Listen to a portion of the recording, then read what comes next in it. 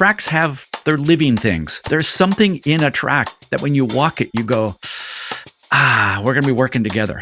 What's the one thing you remember at 5? Trust. Trust that when you hit that hill, it will grab a hold of you and make you feel good. When you turn into 5, if you don't feel like, oh my God, I'm going to die, you've overslowed for that corner. Like, why does Max Verstappen walk the track, and why do I walk the track, and what do we get out of it? Well, I think Max walks it because it's a chance for him to get away from everybody else. Okay, welcome to It's Not the Car. This is a podcast about nerdy racing stories and the things we learn while trying to get better. And we build it for nerdy racing people. That means we build it for us, but we also build it for people who don't like being called nerds in public and may not, in fact, be nerds. Because at the core of it, I mean, I don't know how else to put this, but we care, you know? I'm Sam Smith. I am a nerd and a club racer, and I used to be executive editor of Road and Track.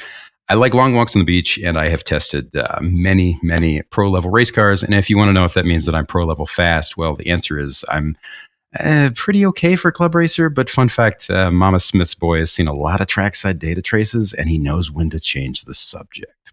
Ross, don't answer that. How are you? I'm doing great. I have taken a long walk on a beach, but when you said that, I immediately went to Daytona. And I'm thinking, the number of times that on a Daytona weekend where I got out on the beach and went for a long walk or a run or something like that and going, that feels so good.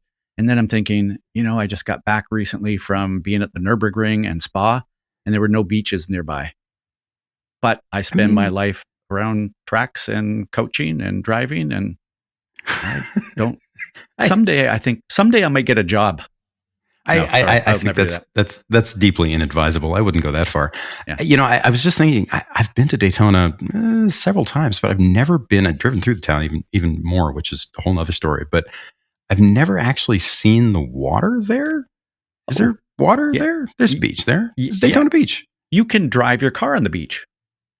Okay. Yeah, you should do that sometime. Sure. Yeah. Because it's probably going to be a rental car and, Yeah, I think the last time I was there, I went to there's like a giant, what's the thing they built like 10 years ago? The giant Applebee's or the 2-story TGI Fridays, whatever it is. I went there. That was the highlight of the trip, that didn't involve the track. Yeah. So, as you've probably noticed, Jeff isn't here today. This one's just me and Ross. But today's show format is a fresh one. It's new. And before we get into that, I want to just make a short side note. I want to take a moment to thank everyone listening to this. We launched our little combination show website and merch store last month.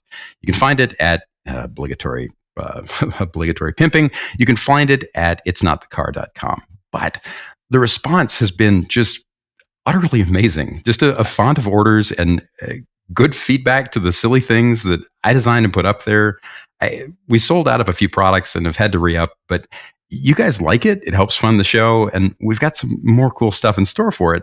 I just wanted to thank you. It helps keep the show alive. It means a lot that people care enough about the show to want it to keep going.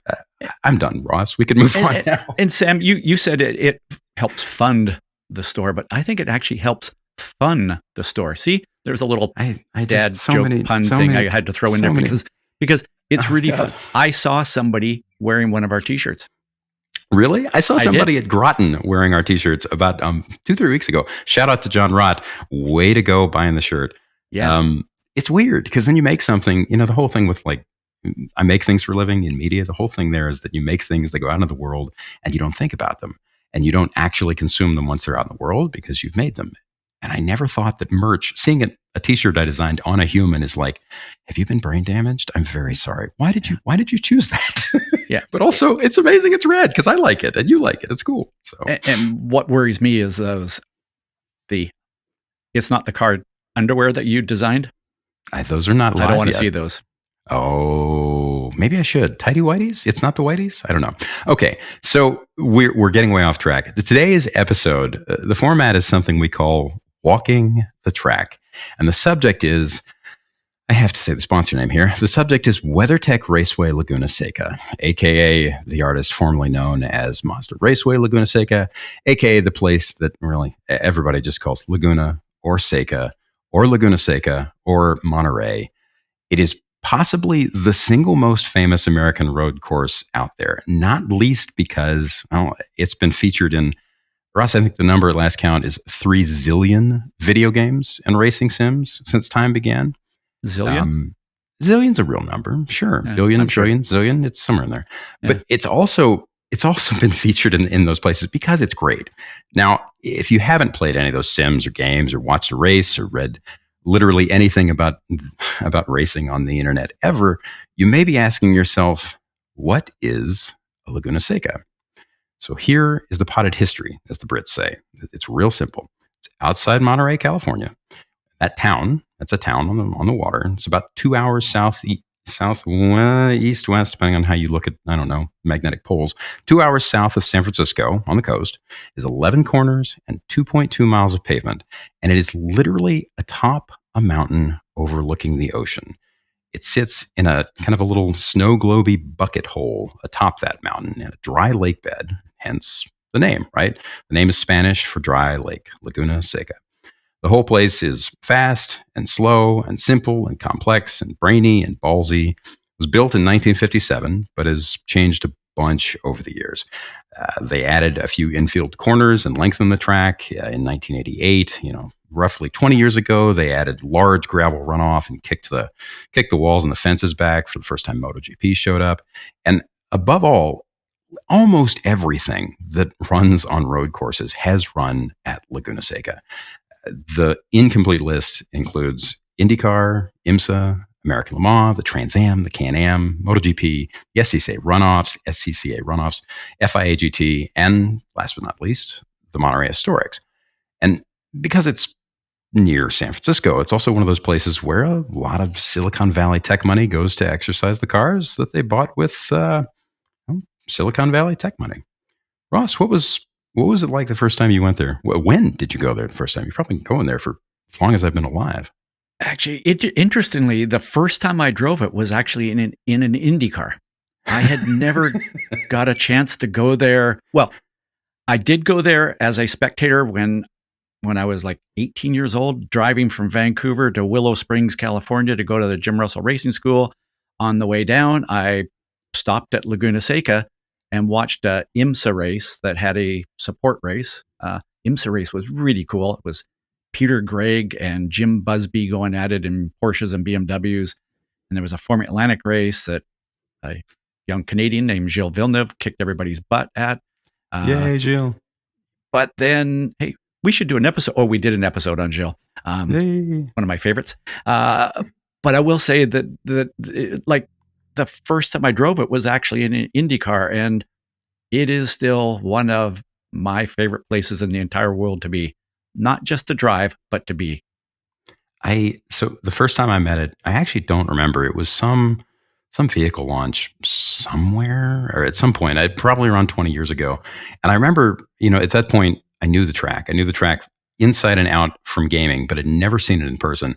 And, you have those moments where all these things hit you in real life. And when you finally meet something that you've known about and studied or, experienced virtually or through videos, whatever it is, you have those moments where everything clicks in and you think, oh, cool. Well, I thought it was like this, but it's actually like this. And this thing that I thought was cool is actually more like, it's kind of the least cool thing. And we'll get to some of that in a bit. But the reason we call this show Walking the Track, the reason we call this format Walking the Track, well, the meat of the reason is I've been traveling a lot this month and I didn't have time to come up with a fancy word salad title that would impress no one but me and also make me very happy. But the important thing is that there is actually in real life something called a track walk. It's the thing you do in person at the beginning of a race weekend.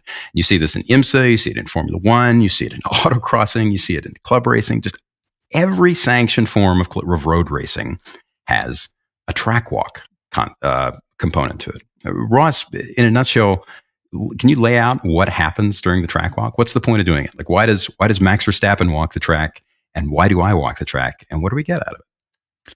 Well, I think Max walks it because it's a chance for him to get away from everybody else.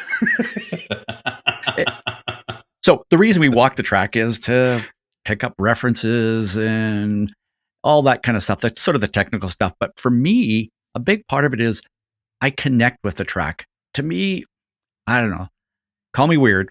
which you wouldn't I be the will. first to call me weird. You're very strange. Yes. But you're my kind of strange because I'm also not normal. But go on. But like to me, tracks they're living things. There's a spirit, something. There's something in a track that when you walk it, you go, we're going to be working together. And that's what I get out of walking a track. It's that feeling of connection and going, okay, now I see why when I do this, the track tells me this. It could be a compression or an elevation change or a bump or whatever. And it's tough to pick that up at speed. So we go and walk it. And sometimes it becomes a social event as well, which I have mixed feelings about. Being the world's biggest introvert. I was going to say being social or track walks being a social event. Yes, being social. Sometimes I see like a group of 12 drivers walking the track, and I don't think they're talking about the track whatsoever. They're just going out and having a conversation while wandering around the track in a nice place. So there's nothing wrong with that. But it's. I just remember the first track walk I went on. I was somewhere in the Midwest, and you go out and you're like, okay, yeah, turn one. Okay, sure, this is what it looks like. Wow, it takes a long time to get through it when you're walking, and then you keep going, and then you're at turn two, kind of, sort of, and then you're on a straight, and then you're still walking, and you're like, oh man, like we've been doing this 20 minutes, we're not done yet, and there's beer back in the paddock, and I have, oh God, I have a really short attention span, don't I? I should keep walking, but we'd be remiss at this point before we move any further. The other reason we're calling it walking the track instead of track walk is because that track walk is actually a branded term that Ross and one of his driver coach friends and coworkers, components, how would you put that? Fellow coach, Peter Crouch. Fellow coach. A guy named Peter Crouch, also very well known in the industry. They do what they call virtual track walks, which, shameless promo, if you go on Ross's website, speedsecrets.com, there are really excellent point-by-point microscopic walkthroughs of, I think it's like 14 or 15 American tracks at this point, some of which might not all be American, but there's Laguna's in there, Barber's in there, Mid-Ohio, Daytona, Lime Rock, many, many, many cool places. You can buy those videos. Ross is too modest to say this, but they are in fact great. And this show is not that. Those videos are great and microscopic, designed to make you faster. This is not going to make you faster, although, I mean, maybe it will. They might. Probably. It might. Sure. Yeah. This is more a broader look at what a track feels like to drive and why, and how each corner works within that, and maybe some stories. So the plan is we'll go around the track corner by corner, talking about what it's like to actually be there. And we'll kick off the chat on each corner with a few standard questions. I'll answer them, Ross will answer them, and because we each have more laps at Laguna and more cars than we can possibly remember, we'll probably get a bunch of facts from our own personal history wrong while drilling out stories from things that happened to us long ago. But the only other thing I'll say before we get started is if you haven't been to Laguna, or even if you have, check out a track map while you're listening to this, or maybe before you listen to it, or just pause, go pull one up, look at it, go, oh yeah, that's what it looks like. If you're in a car, pull over for a second, pull it up on your phone, maybe Google a few images of the place if you've never been. Okay, Ross. So, going to run down the questions we're going to ask.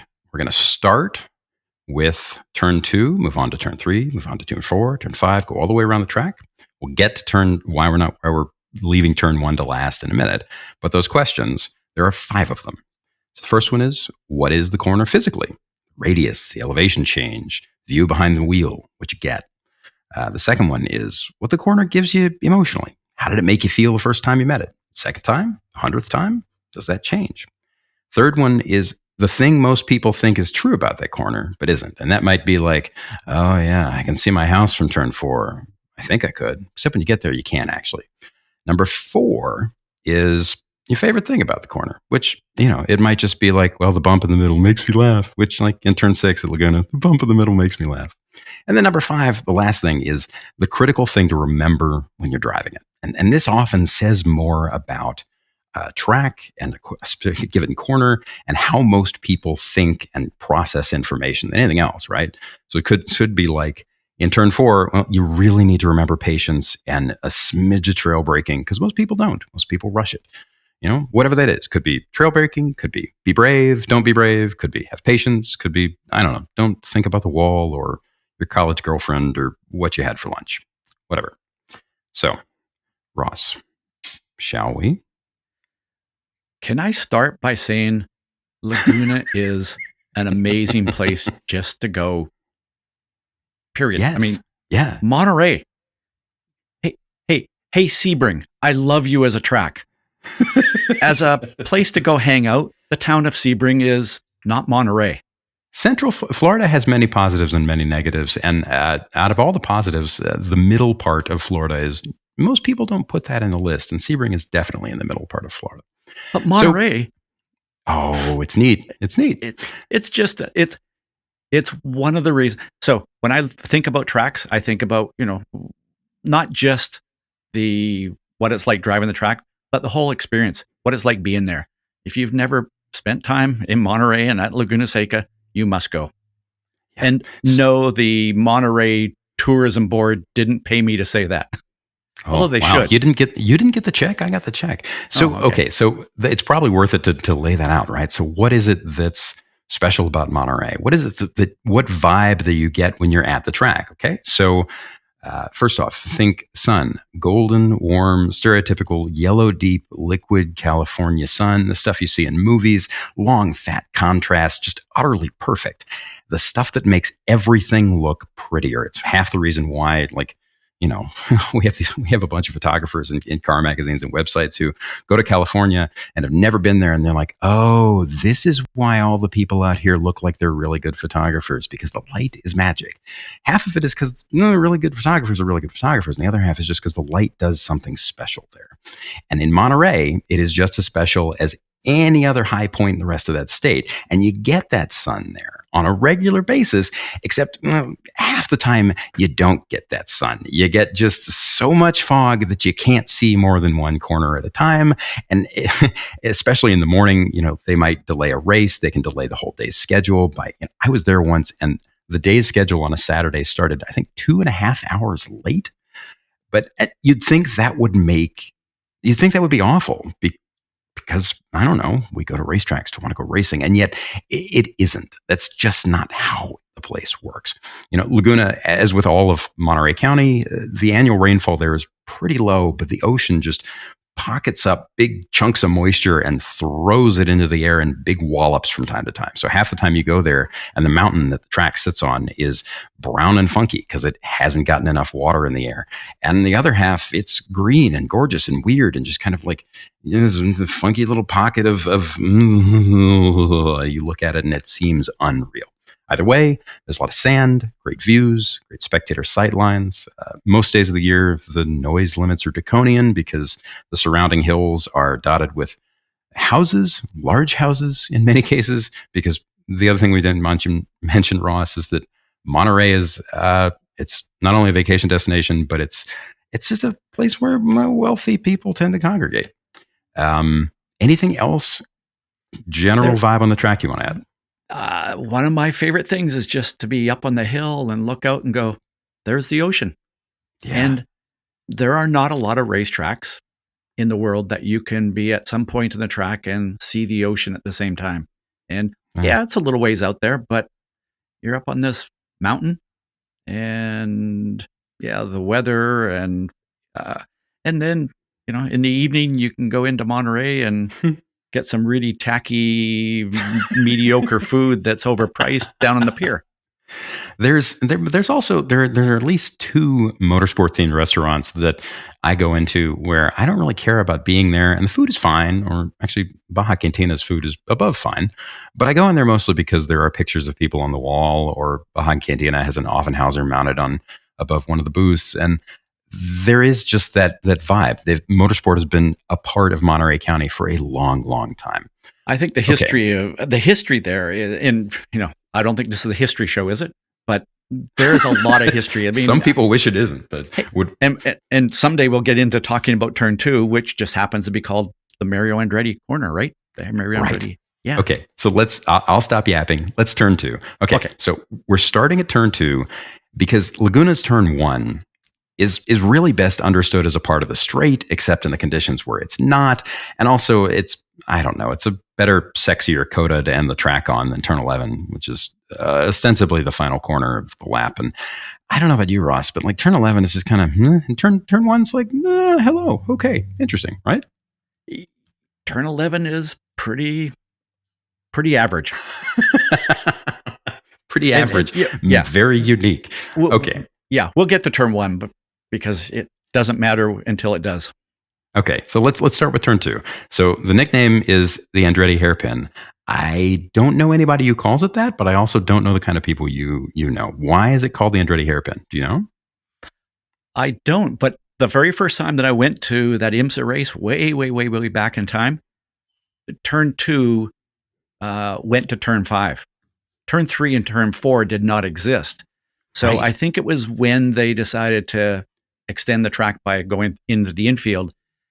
I don't know, maybe Mario said, hey, make it into a hairpin. I don't know. Maybe Mario said, pass the wine. I don't know. Okay, so somebody will probably stick this in the comments somewhere or write us, but this is the one thing I did not look up for this show. But it's called the Andretti hairpin, but describe it. So what is it? It's a double apex corner. Tell me about what it looks like and why, what it is physically. So coming down the hill into a braking zone. So you're braking downhill into a double apex corner until some people say it's not a double apex corner, but it flattens out. It's a little more than 180-degree corner. And then it flattens out and you squirt your way over to turn 3. It's a tricky little place. And the straight is long enough that in most cars you are top of 4th or just into 5th before braking, right? Or faster. I mean, is, depending on the car, it may be the fastest part of the track coming down into that corner.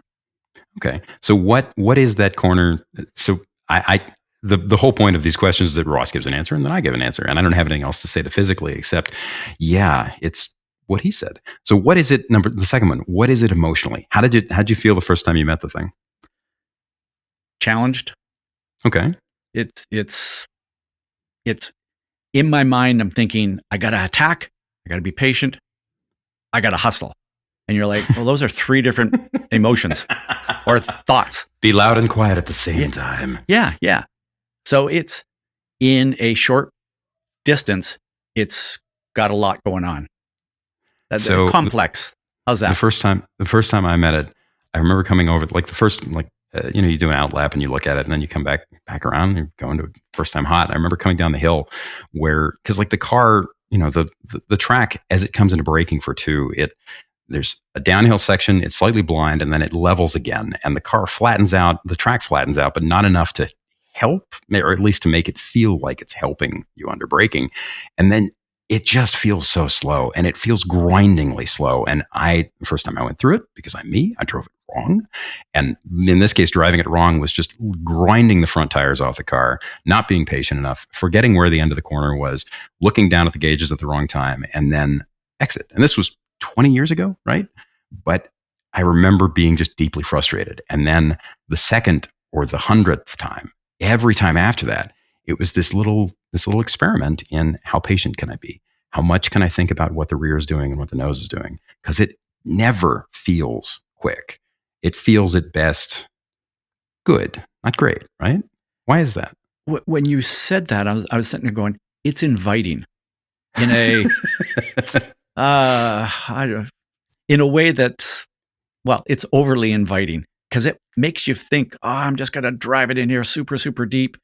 And you can get away with that to some extent. But the other thing about Laguna is, and yes, it's been resurfaced recently, so it's not quite as bad, but because of where it is and the way the winds blow across there and the sand gets on the track and then cars drive over it, it polishes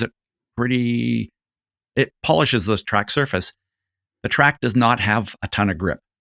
And you get into that corner where you now have to tighten up the steering wheel, that it's said, come on, come to me. And you do that, and then you find yourself sliding wide and missing the second apex, which is the most important one, to get out of that corner. Okay, so what's the thing most people think is true about that corner but isn't? And remember, we're talking about kind of it's a D-shaped thing, right? It tightens up on exit in that the track exits into a, sweeping right bend that becomes the short straight between 2 and 3.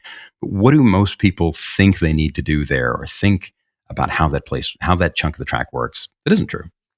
Well, I think there's actually two things that people think. There are some people that say it's a single apex corner, and others say it's a double apex corner. And those two drivers, they get together at times because of that. And I think about it as it's a double apex corner, with the first apex being kind of a false apex. Like, you don't need to be climbing all over it. But I will say, what I love about that corner being challenging, to me, a challenging corner, a corner with character, is one that can be driven in more than one way. And turn 2 at Laguna can be driven in more than one way. And some of that depends on how well your car responds, how well your car responds to trail braking or less trail braking, all sorts of things. So as a spectator, it's a great place to get up on the hill looking down on it and watch a group of cars go in there and go, wow, look at the differences. Because, sometimes you go to a racetrack and you stand there and everybody drives the exact same line. Turn 2, you're going to see many different lines. Okay, so number 4, what's your favorite thing about it? What's your favorite part of it? The fact that it has character, and there's not just one way to drive it. Because, yeah, I could be driving a production car, a Porsche, a BMW, or whatever, and I'm going to come in there and I'm going to be a little wide to that first apex, but I'm going to trail in very, very deeply. I've driven some other cars where you come in there and you trail in that far, and either the front or the rear just washes out and you're scrambling to stay on the track. So, I've driven prototypes there, and I've driven Indy cars there, and every single car I drive, it's not like, oh, always do it the same way. You've got to find what works. That's what I love about it. My favorite thing about that chunk of pavement is how much I don't enjoy it, and how every time I go into it, it's a challenge to try and enjoy it. And I always end up, because you're right, there's so little grip there as a constant. And so most things, if you aren't really patient, the nose washes. And then on exit, if you aren't really patient, sometimes even when you are, the rear moves. So you come into it and you're like, understeer, patient, and then throttle, and then the car moves the rear, and you go out of, you leave the corner sideways, which is clearly the slow way. But also, I love how blatant it is every time you go through it, what you screwed up. And because it's me, every time I go through it, I'm like, oh, cool, there's more on the list. I screwed something up. What's the thing, in a word, the critical thing you need to remember there? My guess is going to be patience and keep thinking, but that seems generic. What do you got? I can't do it in one word. It's 3 words. When I think about turn 2, it's attack, patience, hustle. Attack. Every time I drive down into turn 2, I think attack the entry, patience, hustle, get out of there. Okay, cool. So let's move on to 3. So again, you exit 2, it feels like a straight, and it is a straight, and the car sometimes takes a straight path from the exit to 2 to the entry to 3. But on the map, when you look at it, there is a gentle bend to the right. And how long do you think it is, Ross, off the top of your head, between exit of 2 and entry of 3? I have no idea. I can tell you that idea. It's that long. I can tell. All I know is that you come out of 2 on the right side and you move your way back over to the left to get set up for 3. But the track kind of encourages you to do that as well. Okay. So let's go in a beat scenario. So in a Spec Miata, you exit 2 and it's like boom, boom, boom, boom, then 3. In like a 70s IMSA GT car, it's boom, boom, boom, boom, boom, brake, turn, right? It shortens up, and in really, really fast stuff, it's almost not even a moment to breathe, because you sit there and you're just concerned with hustling the car over to the left for 3. Yeah. Because 3 is a right-hander. So what is 3 physically? It's a little more than 90-degree right-hander. The track is very flat. Again, even with the new surface, it's not the grippiest corner around, but it's super tricky. And if there's a corner on this track that I get frustrated with, this is it. So I'll tell you why in a minute. That's super cool, and I want to go into this because I have many questions that I won't ask here that I will probably ask off the show, because if I ask them here, we'll end up with a 3-hour episode. Second thing, what's the corner emotionally? How did it make you feel the first time you went through it? Frustrated. Yeah, same. Okay. Why, in a sentence? Because practically every single car I've ever driven understeers in this corner. Yeah. You just can't get the car to turn, to rotate the way you want. And I've got an interesting story about this, but that's the challenge with 3. It's not a particularly, like, you look at it and you go, that's not difficult, but Right. it is, because it's hard to get the car to turn the way you want without overslowing. You know, yeah, I can get the car to turn. Just slow it down to 10 miles an hour. But that's no fun. Yeah, because there's something about it, right? Like, you go into it and you think there's something about the sight picture when you enter the thing. It doesn't matter how many laps you've got at the place. I have to constantly remind myself that the corner is about 10 or 15% longer than I think it is, that it tightens ever so slightly on exit. And even then, I always end up on the absolute edge of the curbing, just kissing the dirt, thinking, not kissing it, but the little thing where that you really needed to be more like an inch more to the right. And the car is it's not bound up, it's free and loose, but every single time I have to remind myself to back up and be patient. And I remember the first time I saw comparative data going through there, how much the patience was obvious and how much it's just wait for it. And it's deceptive because it doesn't, you go into it. And this is one of the great, like, bits of Laguna are ballsy and bits of Laguna are brainy, right? Like I said earlier, this is one of the great things about this place, because it seems like so little at first. And then the more you go through it, the more you unpack it, it just kind of accordions out in balloons, right? So one of the, like I said, the cars don't turn very well into this corner. One of the years, I guess it was probably 92 or 93, 1990, not 1892 and 93, but 1992 or 93. I was there to do an IndyCar race. I was racing for Dale Coyne Racing. We didn't have a big budget. In fact, the second practice session, I couldn't drive because we couldn't put miles on the engine. And so I walked over through the paddock area, stood up against the fence at the exit of turn 3. So the cars come, like, if you're standing there, the cars come directly at you, turn and then go off to your left as you're facing them. Yeah. And I'm watching Indy cars come through, boom, boom, boom. There's Bobby Rahal and Rick Mears and Emerson Fittipaldi, and 93, there was Nigel Mansell and all these guys coming through here. Yeah. And I'm watching this, and then one car comes in and turns in early to the point where, usually what happens when a car turns in early, they exit the track early, meaning they don't make the exit. Well, this car turned in early to the point where I actually kind of took a step back from the fence thinking, this car's going to hit the wall. It didn't. The car between the turn-in point and the apex kind of just rotated. And I was like, whoa, how did it do that? Because then it was on the exact same line everybody else was, but got on the power super early and got out of there. And yet, because he turned in a little earlier, wasn't quite as sharp a turn. Therefore, he was carrying a little more speed. And I'm standing there going, wow, this guy named Mario Andretti is really good. Ba-dum-bum, dead joke. And then a few years later, I'm staying in the exact same place, and I'm watching Indy cars coming through. And there's one car that turns in a little earlier, gets the car to rotate, gets out of there as fast as everybody else. And I'm going, this Juan Montoya guy is really, really good. And I'm thinking, it has to be with the brakes. And now when you ask me, like I said, frustrated is what I think of in turn 3. Now I think about it as it's all about the brake release. And I love that.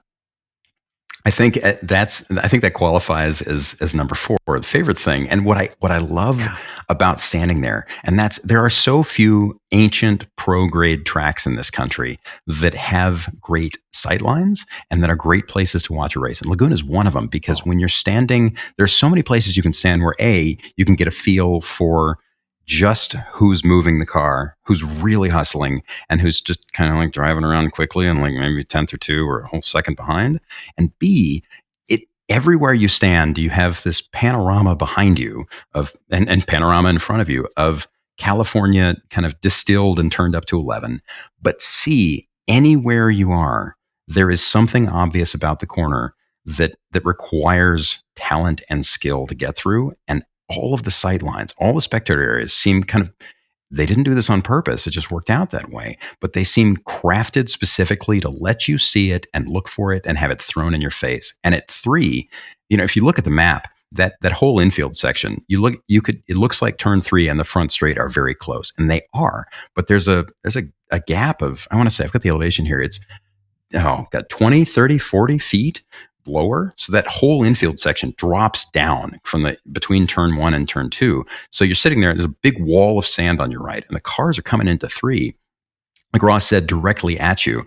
But it's so obvious who's really putting speed and just wheeling the hell out of the car in on entry, because there's something about depth perception and the way the thing moves as it pivots off the brakes and as it rotates down to the apex. It's obvious to the point where, like, you talk all the time, Ross, about how you can see miles an hour. And you showed me this once, and I believe you, it's real. But I can't do that. And yet Laguna is one of the places where if you said, I bet you $100 that you can guess that somebody's pulling X miles an hour and the guy behind him is pulling X miles an hour plus like 2 or 3 tenths, I'd try it there, because turn 3 in particular, when you watch cars go through it, there's this intense sensation of speed, but it's also like in Technicolor, who's moving, who's working the car, and who's just a smidge behind. So I think what's the critical thing to remember there? Is it rotation? Okay. And be Mario. Rotation, and that comes from how you release the brake pedal. Okay. Cool. And Sam, I just want to throw this in here, is probably should have said this at the very beginning. To me, Laguna Seca is probably the best spectator track in North America. Yeah. Oh, completely. Yeah. So I wish we will do another episode on what it's like to be there. I wish I have to stop myself from going into that, but God, there's so many great places to watch. Yeah. Okay. So we need to keep moving. So there's a short chute between turn 3 and turn 4, and it's essentially straight. You go under a big tire bridge. What does turn 4 look like? What is it physically? It's a long, sweeping, fast corner. It's typically a, 4th gear. Some cars, it's a 5th gear. It's a corner that some people overslow for, but it's a fast flowing corner. That's not quite 90 degrees, but yeah, big, long, fast corner. Okay. I think I said that about 12 times, didn't I? The point is, it's a big, fast flowing corner. Yeah. Most of the cars I've driven there, it's either the screaming top of 3rd with like a smidge of a shift to 4th in the middle, or early, or it's in 4th, right? And there's something, a guy I worked with once put it very, very simply. He said, car picks up a push in the middle of the corner. And it's kind of remarkable. And again, I don't have anywhere near your background, but it's kind of remarkable how, when you start to look for it, just how many different platforms and tires and setup, like the car. And I know this is related to the geometry of the pavement. It's not magic, but it's remarkable how it always happens at roughly the same spot, no matter what you do. Why is that? I think so much of it, many corners, we can use the brakes to turn the car, to get the car to rotate, like in turn 3. Turn 4, there are a lot of cars where it's just a lift of the throttle, or some cars are even flat, and some cars, so there's very little speed adjustment to help you turn the car. You've got to do all with the steering wheel. So when you're going toward 4, you have on your left the big mountain within a mountain. So the Corkscrew is the high point of the track, right? It's where everybody knows the Corkscrew. We'll get to it in a minute, but it's where the track kind of starts back down after its long climb up to the giant drop that is that turn 7-8 combination. But that mountain, it's a spectator hill. You can walk up it, and when you get to the top of it, you look over and you see the ocean to your left and kind of behind you, and then you see the 7 and 8 directly in front of you. And if you look off to the right, you see these big flowing valleys and mountains and all the stuff that makes Monterey County just rad. But when you're coming into turn 4, that mountain within a mountain ends up being a big wall of earth to your left. There's a little grandstand, and there's it's just fence, and there's a decent amount of runoff. And I love 4 because it's a balance of, you have to settle the nose just enough to get the car to bite and turn. And it always feels like I'm leaving just a smidge of something on the table, even when like the data shows that there isn't, right? And there's so many places at Laguna that you did the right thing. You're like, was that it? Was there a little more? There might have been a little more. Was there? No. And then, you do something really stupid and you find out there's no more. But that's a whole other show. So what does that corner do for you emotionally? Breathe. flow. Okay. We've just come through turn 2, a tight hairpin corner that you really had to hustle and work the car. 3, where you've got to get that same kind of thing. Then you get to 4, it's just like, low momentum. Most people think is true about the corner, but isn't. In a word, what's that? I don't know. I don't know. I think everybody thinks it's a difficult corner, and it is. Okay. We got your favorite thing on it. What's the critical one thing to remember about it? Momentum. Okay. Just I think that's come reasonable. up to it, just whatever it takes to not slow the car too much. So moving on. So the straight between 3 and 4 is about the diagram I have says it's about 530-ish feet, looks like. And then between 4 and 5, you have a short chute into a slight bend in the track and then a longer bend. So it's about 350 feet and then about just over 600 feet into 5. And the track gains elevation and then gains even more elevation, but it doesn't feel like it. When you're leaving 4 and going into 5, it feels like you're dropping down, right? Gains about 10 feet, doesn't feel like it. Then when you exit 5, it's a climb. So what is 5 physically? What's it look like? 5 is one of my favorite corners because it changes from it feels like in the car, the track is flat as you turn in. And then just about the apex, it just goes boom, you're going up a hill. And I love that feeling. So it's not quite 90 degrees. It's a corner that is much faster than it looks. What is it in most of the things you've driven gear-wise? 3rd gear, sometimes 4th. Okay. And this is a corner where I will actually ask drivers to drive it in a gear taller than they used to. And that may not be the ultimate solution, but at some point you've got to turn into that corner carrying a lot of speed and trust that it's going to hook up. It's going to grip up as you get into the compression of the hill. And if you use a taller gear, it kind of forces you to do that. And then you're thinking, I just got to make that work. And then, maybe ultimately you might go back a gear, but then you're used to carrying that speed. The biggest thing about 5 is trust the hill. Trust that compression. You turn in at a speed where you're going, if that compression wasn't there, you'd sail off into Salinas. But because you hit that hill and the compression, the car turns and away you go. I'm going to skip ahead to my favorite thing about this corner. My favorite thing about this corner is that it's the whole track in a nutshell, right? You need to be clinical, but also there's a degree of roller coaster to it. And I love that, and I do this every single time. Every single time I'm coming up to braking for 5, I look off at the exit road, and there's usually an ambulance or a tow truck parked there. There's a worker stand. It's just to the right of entry. And you can see this if you go. There is a chunk of pavement that looks like it leads, that's overly wide. It's like 3 or 4 lanes wide that just leads directly into the straight leading up the hill. And it's the back, on the left, it leads into the straight, and on the right-hand side of that chunk of pavement goes behind the fence and then leads into the little parking lot on the right.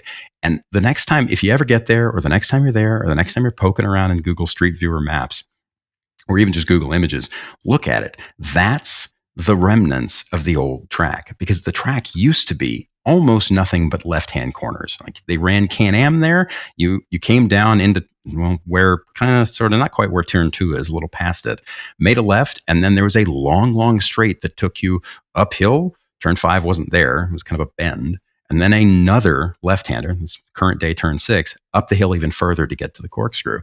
And I love looking at that and knowing that, there's no reason to take up the old chunk of pavement, but that's what was there in all the stuff that I read about as a kid. And it's still there, and the history is still buried in there. And I love, there's just always a brief, like a 10th or 100th or a zillionth of a second where I have this flash into everything that happened there and how it all came before. And now I'm there and I get a little just dorky, geeky moment. It's like going to Indy. You can't, every so often you get to see the rings of the tree, right? Yeah. So 5, when you enter it, I'm now looking at the elevation map, which is super cool. When you enter it, it says 757 feet. And at the exit, it's 775.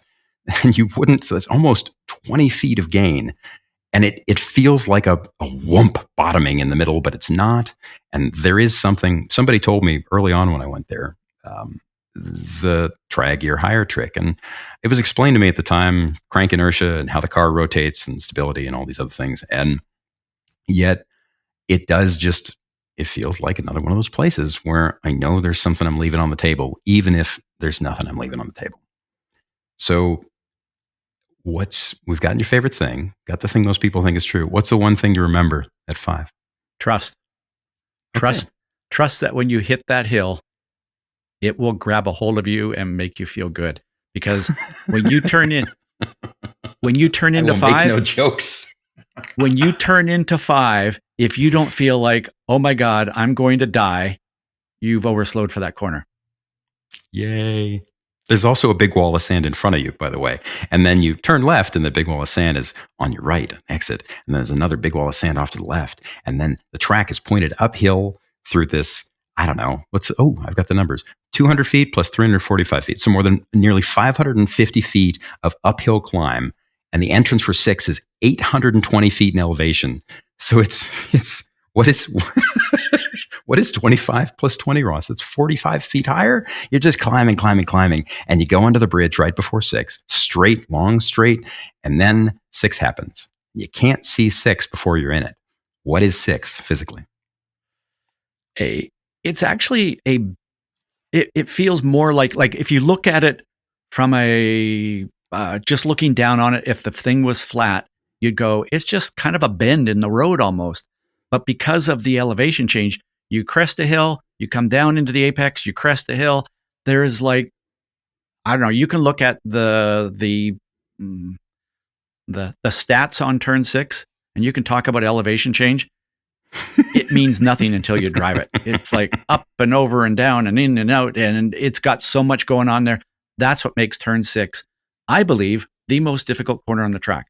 And when I go coaching drivers, I can almost guarantee that, the driver's going to get comfortable and get going well and everything. And then I got to go, okay, now we're going to have to work on 6, because it's usually the place that's the hardest corner to get right.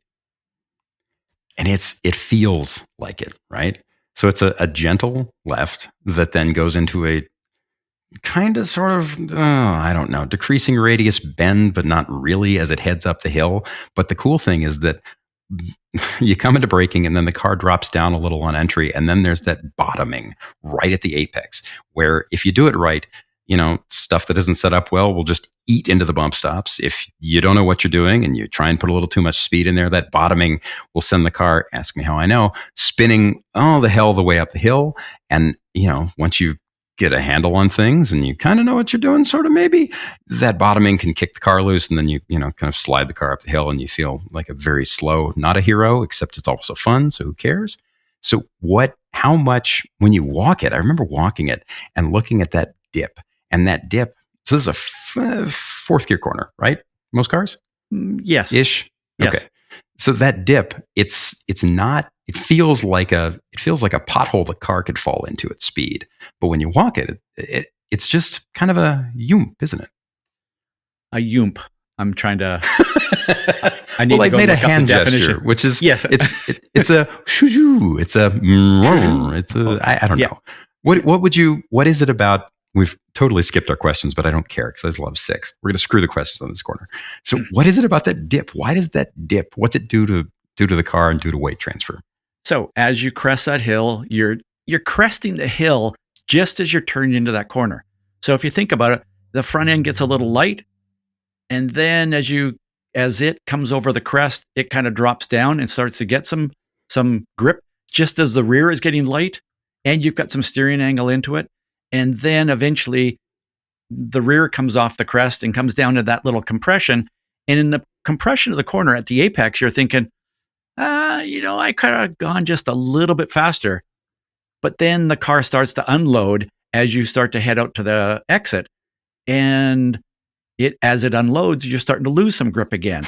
So it's another one of those corners that kind of sucking you in, going, come on, give me more. And here's what most drivers do. Most drivers think, okay, I gotta go faster through 6. They brake later and later and later until the point where they're trail braking into 6. And if you add trail braking to this, the front end cresting, the rear end cresting, all of this stuff going on, now the car gets squirrely and squirrely is a technical term for your front lose a little grip, then the rear and the front grips up and the rear loses some grip, and it scares you. And that's why most drivers, emotionally, I'm going to say most drivers would say about 6, they go, it's scary. No, I love it. Because there's so much elevation change going on through that corner. And so the key to this corner is, and I've stressed this a gazillion times, the key to this question, do your braking or speed adjustment, whatever you have to do it early. And as you try to go faster, don't try to do it any later. You want to be off the brakes as you're turning into the corner. There are, and brakes is relative, right? Because there are a lot of production cars that have enough grip that it's a breathe, and the breathe is just after the bridge, or just before it, or in it, whenever it works out, to settle the nose and get the car to point down into it. But what I love is that if you don't, you have to time the breathe perfectly, and then every time I've been there with data, the laps where I'm like, I've tried going through that corner, not absolutely think about every last inch and micron of my movement, giving it like 98% effort versus 100% effort. And the difference in 98% effort and 100% effort is not 2% of exit speed. It's bonkers. It was like when I was going through there thinking, okay, driving like track day pace, and then driving like we need to pull pace out of this right now. It was like 2 or 3 miles an hour. And that straight that follows is monstrous. It is a giant climb. So it goes up the hill. And keep in mind, when you exit, right as you exit, the curbing is wide and then it narrows on exit, and there's a big patch of sand, and the fence is off to the right, further away than you think it is, but also it narrows up as you go up the hill. And as you're climbing, as you're exiting and leaving the hill, if you look to the right, you need to bring the car to the left for entry of the corkscrew, which sounds counterintuitive because it's a left-hander. We'll get to that in a second. But as you're climbing the hill, you can just look over to the right and catch a quick glimpse of those valleys and mountains, and just like thousands upon thousands of feet of drop over and over and over again. And it stretches out for it's like a 20-mile view. And on a clear day, it's endless to the horizon mountains. And on an open day or on a hazy day, it's just like still pretty great, right? So, Sam, off topic, but on this show, to put it into perspective, this Laguna Monterey area is. I was there one time and had, we were testing one day. We had a day off, and then we were race weekend. And on my day off, I'm going hiking. So I found some trail way off somewhere between Monterey and Salinas, and I'm gone for 2.5 hours, and I'm walking up this hill, and I all of a sudden I sort of come up over this little ridge, and there's a fence. And it is the fence just leading into the corkscrew. I don't know how I got there, but it was like, wow, that's cool. I've never been up here. So someday, if you're bored in that area, go exploring. So, okay, so that whole hill, again, it is, so again, I'm going to look at my elevation numbers because I love my elevation numbers now. The apex of turn 6 is at 820 feet. And the entry to turn 8, the corkscrew, is at 929 feet. So that whole time, and this is not a long straight. It's probably, I don't know, looking at it, it's probably about as long as the stretch between turn 4 and turn 5, because it's the same chunk of the track. You look at the map and it's like you hold your finger up to the screen and it's the same basic length, but it feels so much longer because A, you exit turn 6 pretty quickly, and then B, the hill just eats all the speed out of the car. And you're just going and going. And they call this, that's what they call the Rahal Straight, right? I believe so. Did I get that wrong? I believe so. I don't know the names. Let's give Bobby a call and ask him. The point being, all you're thinking about there is, okay, the corkscrew's coming up. And if you're in anything fast, even in really fast stuff, and I mean hypercars, supercars, quick open wheelers, there's still a good moment to think. And then you get to the top of the hill and the corkscrew comes up on you right quick. Right?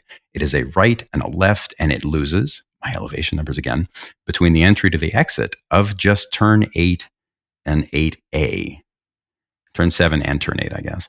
It's 929 feet down to 870 on the lead in to 9, right?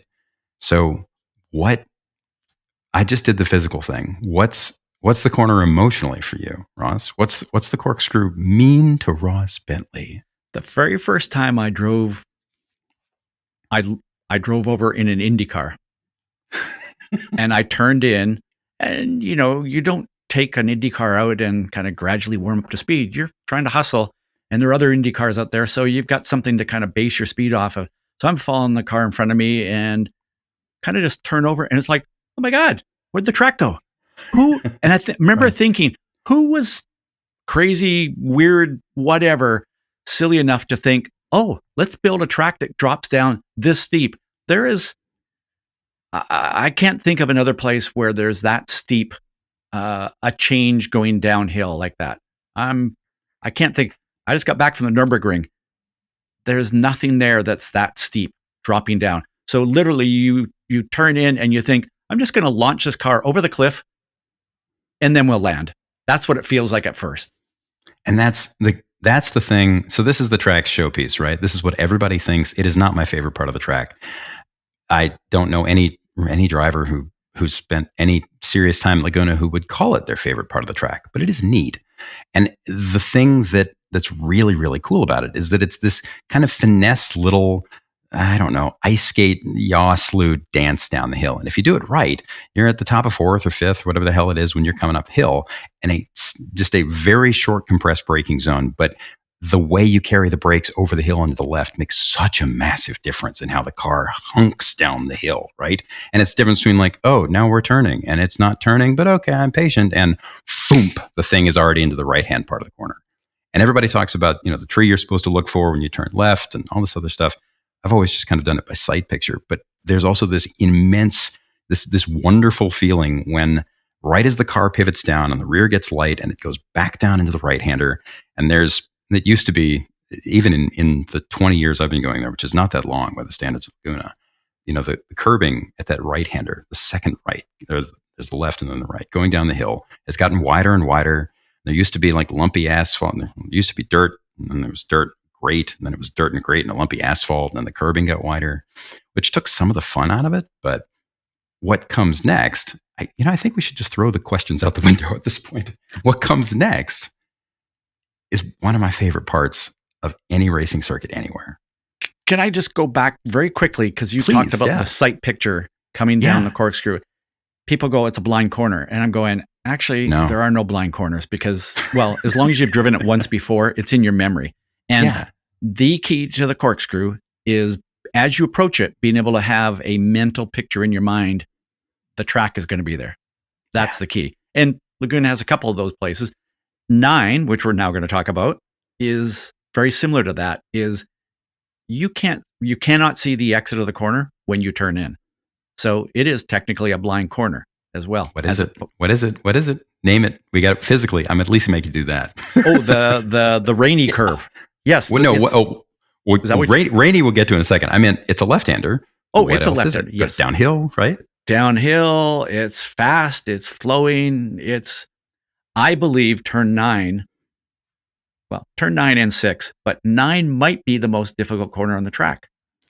I love it so much. So imagine you go through the corkscrew. Everybody knows what the corkscrew looks like. And this is one of the things. It's like going to the Nürburgring. I have never been because I'm an idiot. I had 3 or 4 chances to go, and I kept saying no over years and years. We're going to fix work opportunities. I said no because I'm a dork. I wanted to go with friends, not for work, which is a whole other thing entirely. Deep privilege. We won't talk about that now. But I never got with friends, never went with friends, never went for work. But the one thing that I've always been told that you don't get at the ring that you get from sims or games is the sense of elevation change. And the one thing that you don't get from sims and games at Laguna, no matter how good the sim, no matter the VR rig, zillion monitors, whatever it is, you don't get the drop out of 8 into 9. So remember, the peak of 8 is 929 feet above sea level. The bottom of 9, so left in the corkscrew, right down the hill, that long, fast sweep. Sometimes you have time, depending on the car, you're either hustling to get as far over to the right as you can, or if you don't want to leave the door open or the car won't go there's too much speed, zillion ways to look at it, you're going left and you have to, it feels compressed. I've driven stuff that like several years ago, I was lucky enough to be asked to run the Brian Redman BMW 3.0 CSL that ran in IMSA and won Talladega and a couple of things in the mid 70s. And cool. I ran it at the Monterey Historics. And by the end of the weekend, the car had no tires. And I had asked them to dial a little more rear bar into it. It was pushing a little. And the thing about CSLs is that even when they've got healthy tires under them, They were all dialed for one of the factory drivers, a guy named Hans Stuck, who famously, Sam Posey told me, he famously drove through the side windows. And you drive a CSL, and it's a big sideways Goonie couch. It's soft, has just massive 6 up front, massive motor. It makes great noises. But I remember that whole chunk in that car when the tires were gone in the back. Between turn 8 and turn 9, it went backwards into 8. It went backwards through 7, backwards through 8, exited 8, backwards, went through 9. It was this constant balance. The whole thing felt like a little slide. And then 9 is this 4th gear downhill left-hander. Peak of 8, 929 feet. Bottom of 9, 820 feet. And most of that change is in the chunk between the end of the corkscrew and the end of 9. And it's great. There's camber loss on the outside. The car never feels settled, and it's always moving quickly. God, what do you like about it? The elevation? No, just in general, right? What I love about 9 is a few things. First off, this whole section just feels like a roller coaster. This leads to kind of what people think sometimes is, well, set up for a left-hand corner, you need to be all the way over to the far right to do that. You do not do that.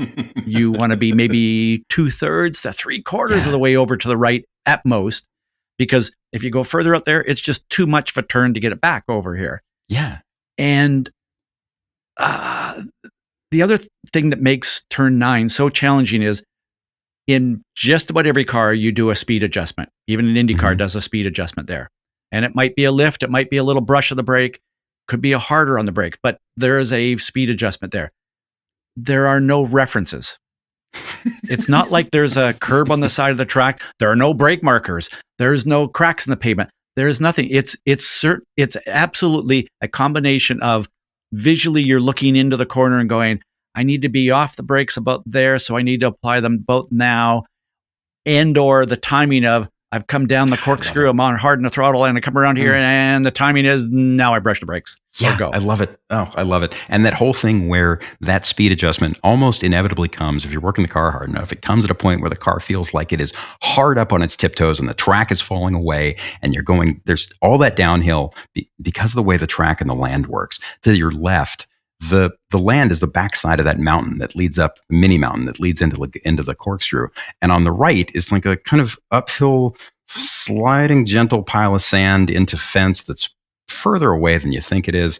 And then there's another little wall of sand outside of that, but it feels like you're flying down a Star Wars tunnel. And then you can't see the exit until you're right on it, at which point the track levels out and actually loses some camber even further. And the whole time, that speed adjustment, anything you do, any screw ups, any fixes for your own screw up, anything you have to do to get around traffic or deal with traffic or something, all of that is happening while the car is like, and it's great.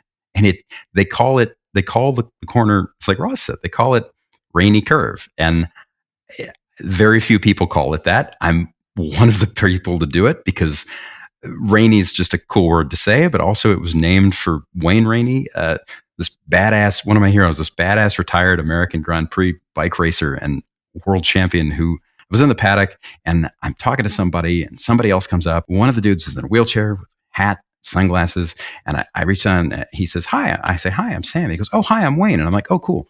Nice. Here's an interesting guy. And we talk to him and talk to the other people that are there. And then I walk away, and 5 minutes later, I'm like, wait, hell, that was Wayne Rainey. And then my shoes drop out. It's like, cool. Like, Rainey's a badass. 9 is a badass corner. I would go to Laguna if the rest of the track were a parking lot and 9 was there, because 9 is great. I think we need to move on to 10. We're going to run out of time. Yes. Okay. And 10, I'm going to jump right into it because that's what you need to do with 10. 10 is similar to turn 5. It's all about the trust again. You turn into turn 10, and if you're not thinking, I'm going to die, you're going too slow. You need to turn into that corner and just trust that when it gets down into this little bowl or big bowl, that it comes down the hill and then kind of flattens out into this compression right at the apex, and the car just goes, ugh. And if your body doesn't go, ugh, you're probably not going fast enough. So many Ross Bentley noises I don't need, but I love them. So, that was sort of like what'd you call that? Voomp earlier on, or yoomp? Or, yeah, a voomp voomp. Okay, so back up, right? So you exit 9, you come out of 9, and you are, because the whole thing, again, 9 is that canyon, that downhill left-hand canyon. And then when at the exit of 9, you're looking at the track, but also in your periphery, you're all of a sudden presented with the infield and most of the track. And you can see the front straight. If you look off to the left, just a little further than you probably should, you can see cars going into 1. You can see them going over the hill through 1 and then down into 2. Like, you can see everything that sits there. And you go by the pylon that has scoring. And if you're me, you're like, oh, cool. Way to not be good enough today, Smith. Dun, dun. But it's about 520-ish feet from the end of 9 to 10. 10 is a right-hander. 10 is 50 feet. The apex of 10 is 50 feet below the apex of 9. And it looks on the map like it's, and I knew this internally, but now that I think about it, I want to say that the map makes it look like it opens more than I think it does. But then in my head, I think about it and drive the lap mentally, and it's like, no, it actually opens up, and it opens up significantly. So what do you need down the hill? It looks like a 90-degree corner, but it's not quite 90-degree corners. Right. Plus all that compression, it is much faster than you think. Yeah. And again, like that's one of the things that makes this place cool, is that at first glimpse, even on a game, even on a sim, it doesn't show you its full hand, right? So between 9 and 10 is, this says, I don't believe this for a second. This says 790 feet, but maybe it is. Between 10 and 11. 790 feet between 10 and 11, 98. And 11 is a tooth grinder, but 11 is also an interesting experiment. What is 11, Ross? It's more than 90 degrees, quite a bit more than 90 degrees, like maybe 120 degrees or so. Very tight corner, the slowest corner on the track. It is, to me, can I just jump into what makes this corner so challenging, so difficult, is the rest of Laguna has a certain flow to it, especially the 3, 4, 5, 6, 9, 10. It's got this fast flowing kind of stuff. And then you get to turn 11 and it's kind of like, stop, turn the car, go. Like, it's just a very different rhythm, which is what makes it. I don't want to take anything away from Laguna because of it. It actually adds to the experience of Laguna because it's not all the same. You've got to change the rhythm as you drive this track. And and I'd say 11 is all about braking. There's a certain amount of it, which is you got to be late on the brakes. You got to trail just the right amount to get the car to rotate, because it's super important that you get back to power. And if you get the braking wrong, you're going to be late getting back to power. You use the brakes to help you get to power early. So on the map, 11 looks like, and I've looked at it 1,000 times on the map, and I've looked at it 1,000 times in person. And every time I go into it, I have to remind myself that it is tighter than I think. And it's tighter than you think, in part because of how the sight picture works when you're going into it, part because the pit exit road is just to the left when you're coming into 11. And 11 is about, so it's, the map I've got says it's about 10 feet lower in elevation than 10, but it feels level basically. And as you're going up into 11, the pit exit road is off to the left. There are all these buildings off to the left, the kind of middle of the infield. And the pit wall, the wall that runs the length of the pits and kind of delineates in between 11 and the very, very entry lane to the pits, sticks all the way out to the apex. And I'm sure there's a couple of feet there that I'm not thinking about, but it feels like it's in your mirror. And it feels like every single time you go through there, for me, it's just a matter of patience, and also then reminding myself that the rest of the lap is what I love. But every time you watch pros there, so what's interesting is that even the quick guys never look quick through there. They look tidy. Why is that? Because you come into that and you tell yourself every single time, you think patience and tidy or precise.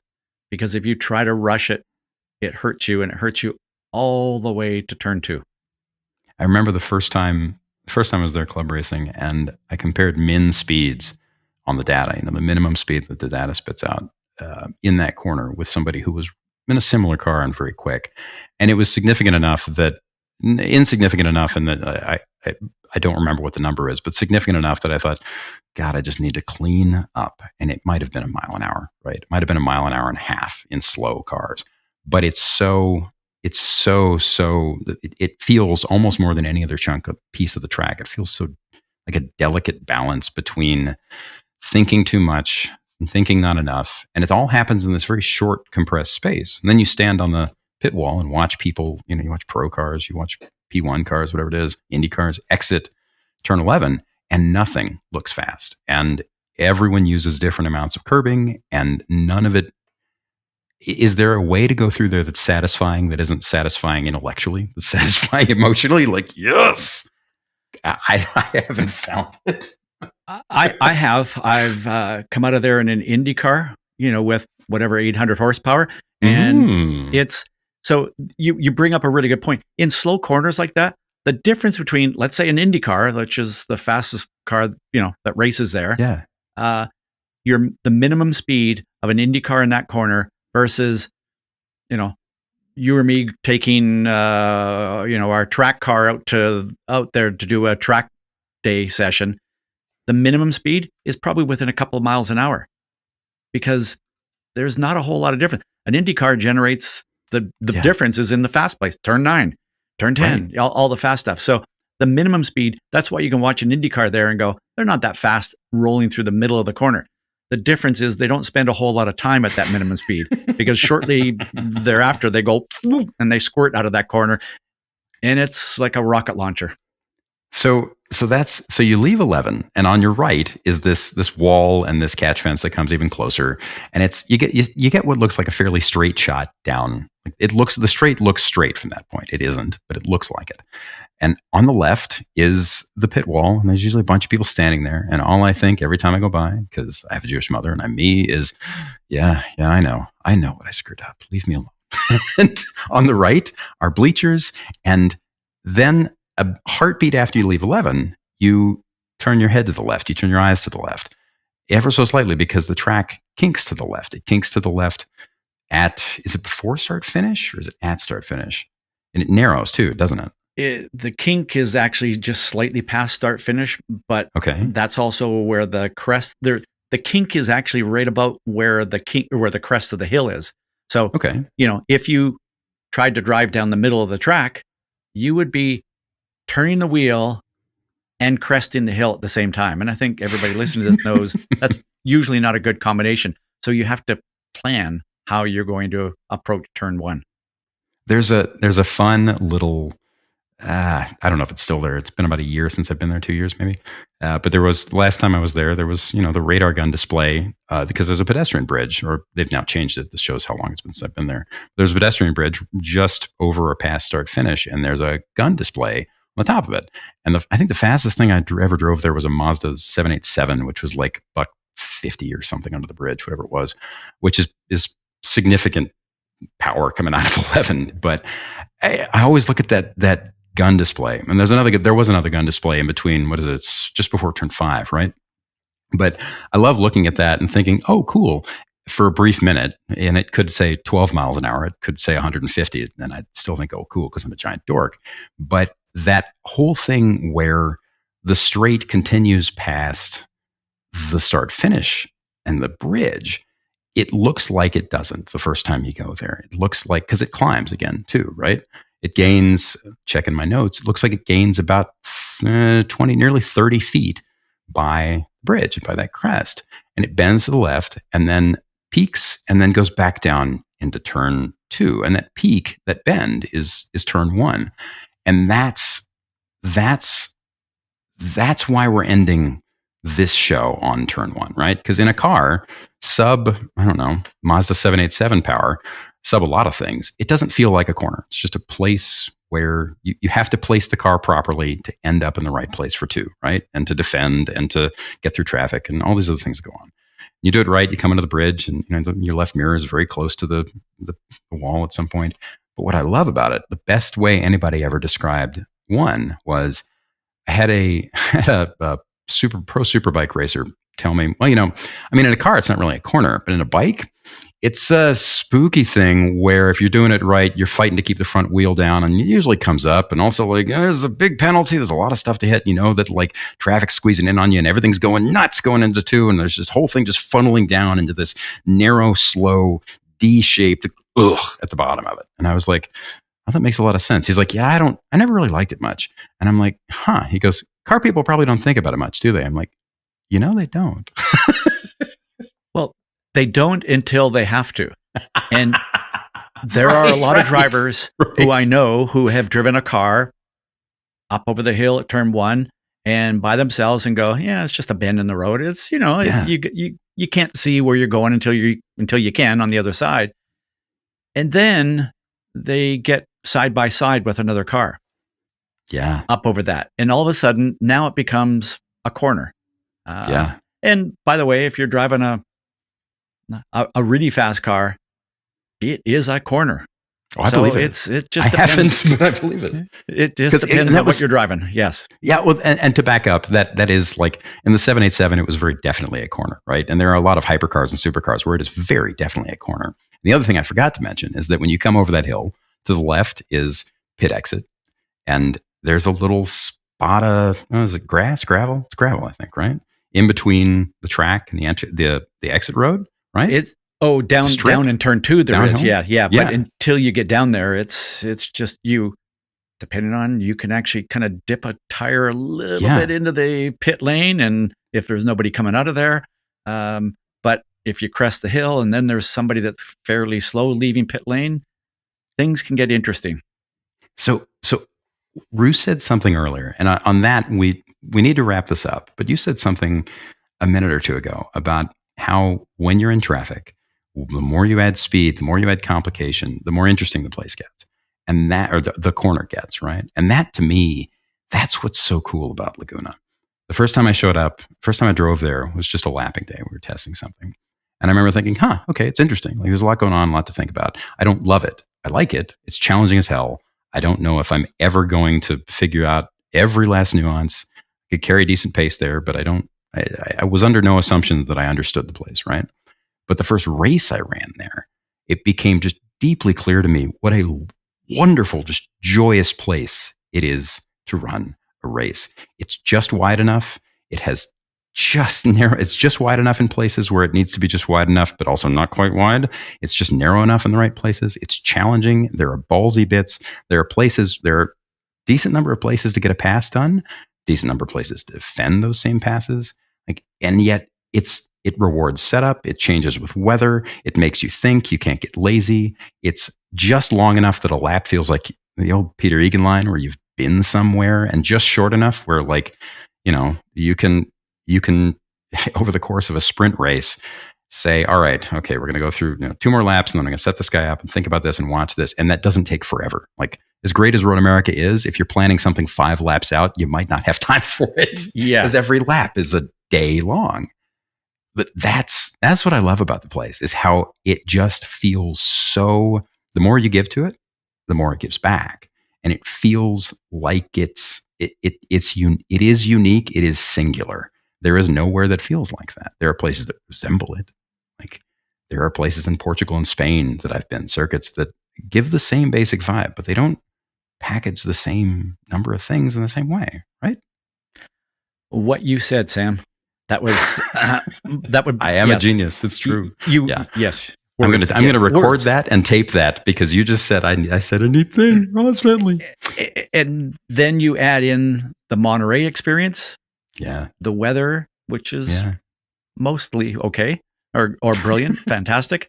And then even if you're not driving, like I said, it may be the best spectator circuit in all of North America.